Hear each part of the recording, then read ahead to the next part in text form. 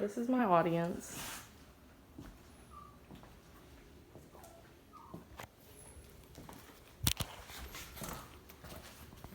When you think of the most commonly broken law in the United States, what do you think of? Is it breaking the speed limit or marijuana use in the states in which it isn't legalized? The most commonly broken law, according to GrassoDefense.com, is underage drinking. I have a question for the audience. When was the first time you had your first alcoholic beverage? Was it after your 21st birthday? According to research, you probably had your first alcoholic beverage long before you turned 21. If a law is constantly broken and disobeyed, it is our job as Americans to determine whether this law is justified or even necessary.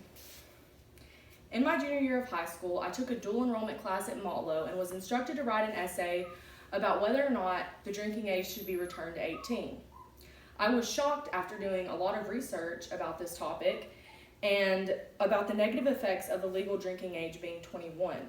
I'm now very passionate about informing people of these negative effects in hopes that people rethink their views of the underage drinking laws. Today, I will be telling you how the minimum drinking age in the United States is causing negative effects on our youth and how you can contribute to solving these problems.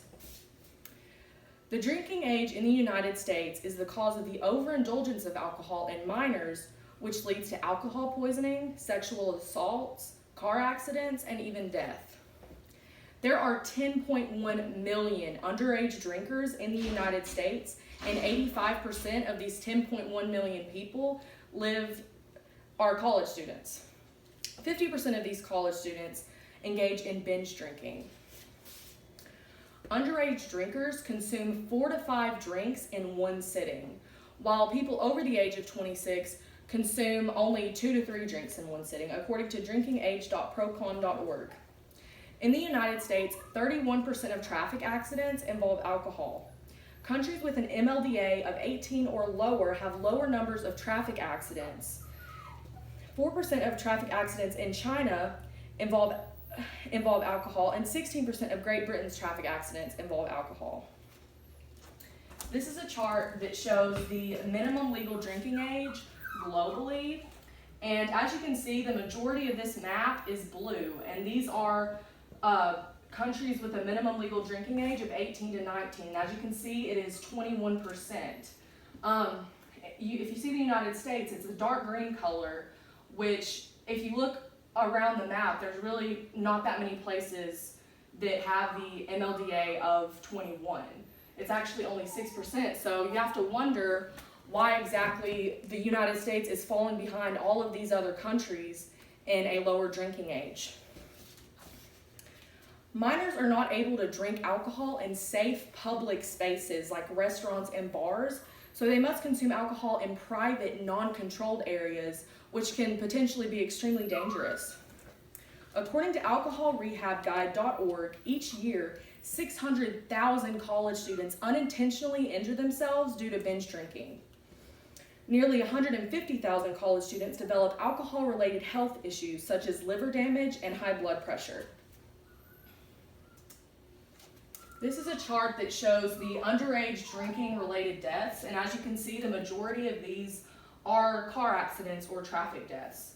What's very interesting about this is 30% of these underage drinking-related deaths are homicides, and another 14% are suicides. So almost half of this entire chart consists of homicides and suicides. Alcohol is commonly seen as the forbidden fruit in minors. Just as Eve took a bite of the forbidden fruit because she wanted to know why it was forbidden, this is the same reason that minors indulge in alcohol. The thrill of doing an illegal activity is what drives many teens to indulge in alcohol. If the MLDA was 18, it would take away from this thrill-seeking behavior that causes minors to binge drink. This young man was named Noah Domingo. Noah was a part of the UC Irvine fraternity and tragically died in 2019 after ingesting too much alcohol at a frat house. There were 9 boys with him when he died, and all 5 of them received misdemeanors for distributing alcohol to a minor.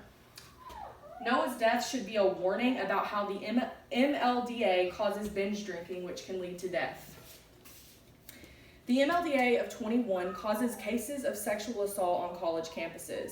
According to alcohol.org, at least 50% of sexual assaults involve binge drinking. About 90% of rapes perpetrated by the acquaintance of the victim involve alcohol. And about 43% of sexual assaults involve alcohol use by the victim. 69% involve alcohol use by the perpetrator.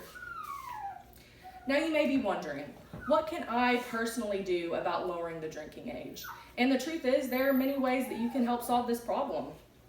You can sign petitions to reach your local government officials. If enough recognition is brought to a topic, the government is required to view it. Signing a petition only takes a few minutes and can have very effective results.